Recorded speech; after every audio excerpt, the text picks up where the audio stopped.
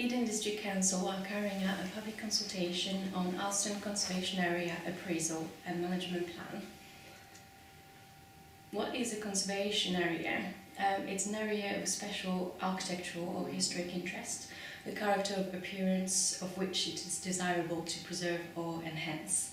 Local planning authorities shall determine which part of the areas are areas of special architectural or historic interest and shall designate these areas as conservation areas. The planning authority has a duty to review designated conservation areas on a regular basis. Designations have several effects: added protection from poor quality or inappropriate development, control over demolition of some buildings, walls and works to certain trees, opportunities for enhancement and improvement. Normal permitted development rights are reduced, planning permission is required for demolition of certain buildings, walls and other means of enclosure, and permission is also required for works to trees above a certain size. The CAAMP that we've prepared usually contains an analysis of the special character of the designated area, a guidance and recommendation for its preservation and enhancement, a review of the boundary of the conservation area, and identification of and recommendation of extra planning controls and considerations such as an Article 4 direction. Alston Conservation Area was designated on the 27th of November 1976, but it never had a published appraisal and management plan.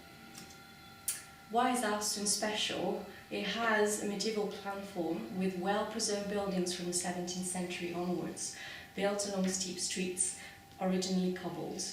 Different character areas reflect the town's rich economic and social development, and there's a large number of listed buildings.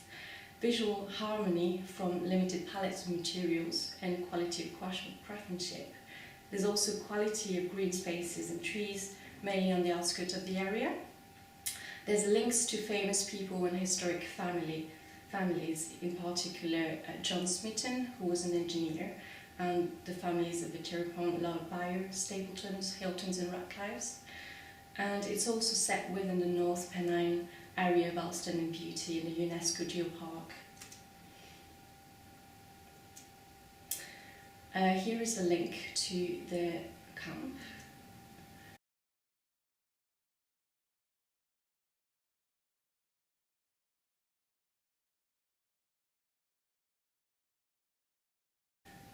First of all, the CAAMP addresses the planning policy context and the different policies that we are looking at. Then the historical development. Here you have a sample of the several maps that are in the plan. Then it identifies the heritage assets. Here we have the designated heritage assets from grade 2 in green to grade 2 star, which is the High Mill and the Market Cross. Then the several character areas with a description of each. There are 6 character areas in Alston that have been identified. Then an identification of the different townscape qualities with the historic marketplaces, the notable green spaces, landmarks and key viewpoints. Then we identified strengths, weaknesses, opportunities and threats of Alston Conservation Area. In terms of strengths, there is the 19th and 18th century architecture which is prevalent throughout the area. There's a high number of designated heritage assets and a consistent material palette, strong views and landmarks and the AONB setting. There's also the THI initiative which reinstated shop fronts, and this has been a reinstatement of some sets. The well-maintained green spaces, strong independent business sector and active volunteer groups. There has been already a historic area assessment of Alston Moor, which helps us understand the history of the area, and there is an architectural direction in place. In terms of weaknesses, there's a lack of planning and conservation guidance documents for the area.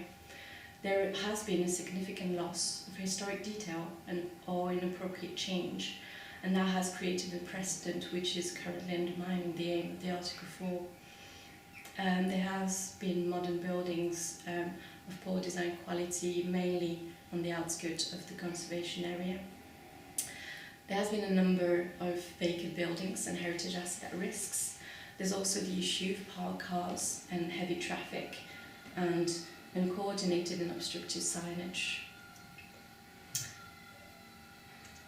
If we don't act, then the threats to the conservation areas are a continuous lack of investment and continual pattern of vacant buildings, loss of historic features and materials, lack of maintenance, and continued traffic and transport issues. In terms of the opportunities for the area, the appraisal and management plan is an opportunity to address the issues. There's also a conservation area boundary review, and we are proposing to detail policy and guidance on traditional windows and doors and wall finishes to guide planning decisions, as well as increasing enforcement action. Also, we would like to design a strategy for further regeneration of Alston, including the reuse of vacant buildings and heritage at risks, and also look at highways improvement, a review and update of the list descriptions for designated assets, and inclusion on the local lists of heritage assets for those assets that aren't designated but of local importance. In terms of the boundary review, we are proposing an extension to the conservation area, including the inclusion of omitted rear plots and historic cropland, which you can see on A, B and C, and then an inclusion of historic development of the same periods or later periods but of importance to the conservation area, which you can see in 1, 2, 3, 4 and 5. And you can see we have identified some local heritage assets within the extended areas. The Alston Primary School, the Samuel King School, and Lancaster Ruth Cottage Hospital. This is an image of the extended areas that we're proposing to include in the conservation area. Then we would like to extend the protection through planning policies, so description and guidance to guide the existing policies on the public realm, setting views and landmarks, roofscape, shopfront, lighting, green spaces, doors and windows, mortar and render, energy efficiency and recording and archives. The Article 4 direction was introduced in Alston in 1996 and then in January 2010. And as a result of this Article 4, some alterations that normally do not require planning permission do. This direction is considered to remain justified due to the significant number of alterations over the last years. We are recommending further design guidance to help planning decisions being consistent. In terms of the heritage at risk, we will continue to work with owners of buildings at risk, local actors, and also Historic England, for example, for the Harry Mill site, as well as identifying and monitoring potential heritage at risk, and looking for grants aids. We are looking to also update and enrich listing descriptions for listed buildings, as well as participating in a Cumbria-wide project which is ongoing to identify local heritage, asking for the public to nominate assets. And we include also further information on listed buildings conservation areas. The consultation runs from 31st of October to the 12th of December, and there has been a public drop-in session, but there's also an online questionnaire for you to provide your feedback.